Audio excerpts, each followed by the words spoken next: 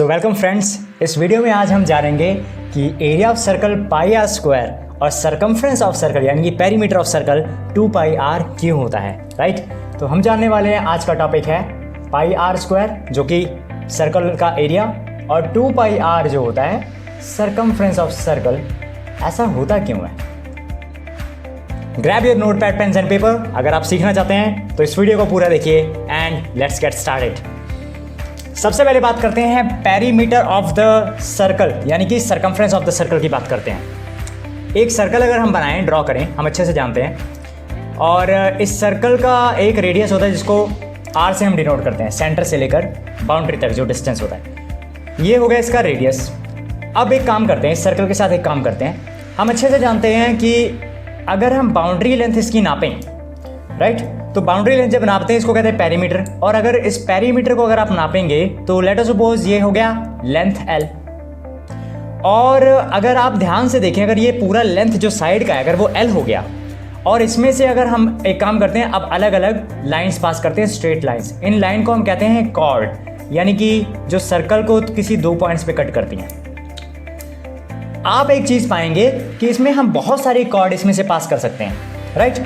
और एक चीज और देखिए, कॉर्ड में डिफरेंस देखें अगर लेंथ वाइज, ये कॉर्ड इस कॉर्ड से छोटी है, मतलब ये वाली कॉर्ड इससे ज़्यादा बड़ी है, ये वाली कॉर्ड जो है इससे ज़्यादा बड़ी है। ऐसे ही ये वाली कॉर्ड इससे छोटी है, यानी कि ये वाली कॉर्ड इससे बड़ी है, राइट। लेकिन एक ऐसा टाइम आता है, इन सभी कॉर्ड को अगर देखें, अगर सभी आपस में पैरेलल है, एक ऐसा कॉर्ड होता है जो सबसे बड़ा कॉर्ड होता है, उसको कहते हैं लॉन्गेस्ट कॉर्ड। और वो लॉन्गेस्ट कॉर्ड हमेशा सर्कल के सेंटर से पास होता है। जैसे आप ये देखेंगे ना, ऐसे जा रही है, और या फिर ये वाला कॉर्ड। तो ये जो लॉन्गेस्ट कॉर्ड होता है इसको हम कहते हैं डायामीटर, राइट। तो डायामीटर जिसको हम डिनोट कर सकते हैं D से, और यही D जो होता है जब आप D का हाफ कर देते हैं, यानी कि दो इक्वल पार्ट्स में जब आप इसको डिवाइड कर देते हैं, तो ये बन जाता है रेडियस, जिसको अभी हमने लिखा था R से, राइट।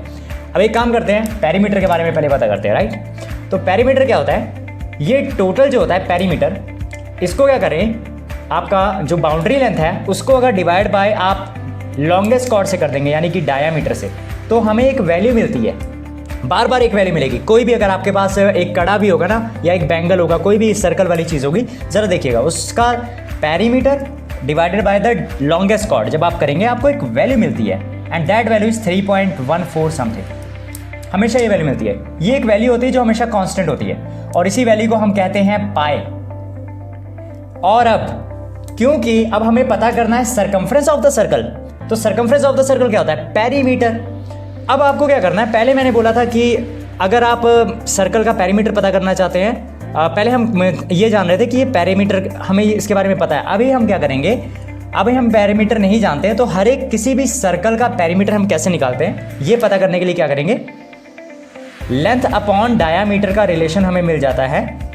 एक मिनट मैं लिखता हूँ, ठीक से जरा लिखता हूँ। लेंथ अपॉन डायामीटर का जो हमें रिलेशन मिला दैट इज पाई। और इसी तरीके से अगर हमें लेंथ, जिसको हम पेरीमीटर कह रहे हैं, अगर हम उसको पाई, ये D यहाँ पे डिवाइड हो रहा है, ट्रांसपोज करेंगे दूसरी साइड में, राइट हैंड साइड में, हो जाएगा मल्टीप्लाई बाय D, तो पाई D हो गया, यानी कि हमें मिल गया पेरीमीटर ऑफ द सर्कल। और एक चीज और, डायामीटर होता क्या है relation? Diameter is equals to 2 into R as we know, क्योंकि आफ्टर ऑल ये डायमीटर कितना है, एक रेडियस यहाँ से लेकर यहाँ तक है, दूसरा रेडियस यहाँ से लेकर यहाँ तक है, तो दो रेडियस आ गए। तो diameter is equals to 2R होता है, हम अच्छे से जानते हैं ये। यहाँ पे मैं वैल्यू पुट कर दे रहा हूँ, उसको एक्सचेंज कर दे रहा हूँ यहाँ से, और मेरी वैल्यू बन गई, जो लेंथ की वैल्यू बन गई। बार बार मैं इसको L लिख रहा हूँ, हालांकि अभी मैं रिप्लेस करने आ रहा हूँ नाम इसका। तो ये 2 पाई R हो गया। तो हम क्या कह सकते हैं, सरकमफ्रेंस ऑफ द सर्कल होता है 2 पाई R, या फिर आप इसको पाई D भी कह सकते हैं, राइट। तो ये हमने डिफाइन कर लिया कि एक पेरीमीटर ऑफ सर्कल कैसे बनता है, राइट, है ना, आसान। अब हम बात करते हैं सर्कल का एरिया कैसे निकालते हैं, और इसका फॉर्मूला पाई आर स्क्वायर क्यों होता है। अब हम बात करते हैं एरिया ऑफ सर्कल का जो फॉर्मूला होता है वो क्यों ऐसा होता है, that it is always pi r square. चलिए शुरू करते हैं। हम अच्छे से जानते हैं, पहले भी डिस्कस किया हुआ है कि किसी भी चीज़ का जब हमें एरिया पता करना होता है तो हमें क्या करनी होती है, आपस में दो लेंथ होती हैं, दो डायमेंशंस होती हैं, उनको मल्टीप्लाई कर दो। जैसे बात किया था ना, स्क्वायर है तो एरिया इंटू ए कर देते थे साइड बाय साइड, और रेक्टेंगल होता है तो लेंथ इंटू ब्रेड्थ कर देते हैं हम मल्टीप्लाई हमेशा, राइट। ऐसे ही सर्कल में करेंगे। सर्कल में क्या करेंगे, हम एक सर्कल ड्रॉ करें अगर, और इसका जैसे सेंटर है आर, रेडियस सॉरी, तो अगर आप इस सर्कल को ऐसे हिस्सों में काटें, जैसे पिज़्ज़ा होता है उसको जब हम कट करते हैं उस तरह से ऐसे काटें, और उसको फिर हम अरेंज करें तो कुछ इस तरह से अरेंज होगा, एक एक पीस। पहला पीस ये 1 2 3 4 5 6, अभी मैं 6 पीस अरेंज कर रहा हूँ, राइट। तो ड्रॉ करते हैं ज़रा ये 6 के 6 पीसेस, 1 2, तो ये हो गया 1 2 3 4 5 6, 6 हैं तो ज़्यादा बन गया एक। एनीवे इसको इरेज कर देते हैं। हाँ जी, तो ये अभी इस तरह का बना। अभी हम क्या करेंगे, इस सर्कल को थोड़ा और डिवाइड कर देते हैं, अगर इस तरीके से और डिवाइड कर दें, और छोटे कर दें, और छोटा बना दें, और छोटा बना दें, ऐसे सेक्शन कर दें, तो बाद में हमें एक ऐसा शेप मिलेगा जो इस तरह से अरेंज होगा, बहुत ही छोटा शेप, राइट, छोटे छोटे शेप, ट्रायंगल के शेप में। तो कुल मिलाकर अगर हम देखें तो कुछ इस तरह का वो शेप बनाएगा। और हमें क्या पता करना है, आफ्टर ऑल ये क्या चीज़ है, ये क्या बनाएगा, ये एक तरह का एरिया कवर कर रहा है, ये सर्कल का ही तो एरिया है जो अभी हमने कट किया था। तो हम क्या जानते हैं अच्छे से कि जब भी किसी चीज़ का एरिया निकालते हैं हम, तो किसी एक साइड को दूसरी साइड से हम मल्टीप्लाई करते हैं। और यहाँ पे ये कौन सी शेप बन रही है, अगर हम ध्यान से देखें, it is nothing but it is forming a kind of rectangle. Rectangle का एरिया क्या होता है, यहाँ पे अगर देखें तो ये है हमारी रेक्टेंगल की ब्रेड्थ और ये है लेंथ। और ज़रा ध्यान से देखते हैं ये पीसेस हैं क्या, ये वाली पीसेस, ये पीसेस कुछ नहीं है बल्कि ये उसी रेक्टेंगल का, उसी सर्कल का रेडियस है जो हमने यहाँ पे बनाया था। तो ये ब्रेड्थ जो हो जाएंगी वो रेडियस ऑफ द सर्कल के इक्वल हो गई। और ये जो लेंथ है व्हाट इज दिस लेंथ, तो ये जो लेंथ है इसको देखें, ये लेंथ यहाँ से लेकर यहाँ तक, यहाँ से लेकर यहाँ तक, ये वाली लेंथ है, इनका सम टोटल है। तो ये लेंथ और ये लेंथ अगर दोनों को मिला दे तो 2L हो जाता है, यानी कि ये L और ये L।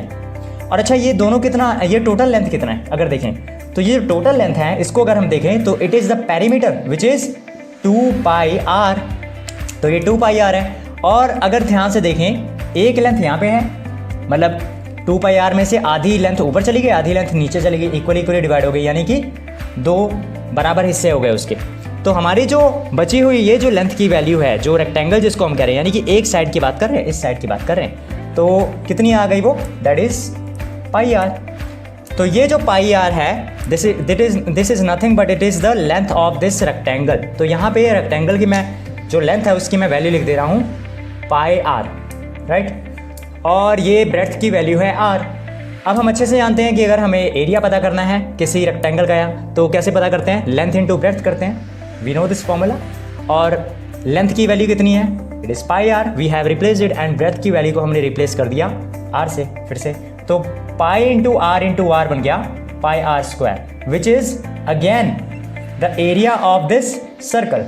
तो क्या होता है area of the circle, it is πr², है ना, कितना आसान। तो हर एक चीज़ का एक रिलेशन है, मैथमेटिकल मॉडल है।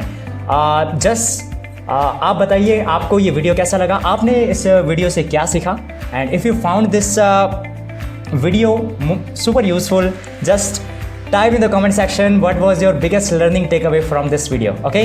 And more than that, अगर आपको ये वीडियो सच में यूजफुल लगता है, just share this video with your friends, so and share this knowledge with everyone. And that's it, यही यहाँ तक ही वाइंड अप करेंगे अभी, and ऐसे बनाता रहूँगा और भी videos. This is Vikrant Dwivedi, time to sign out now. Thank you for watching this video. Thank you so much.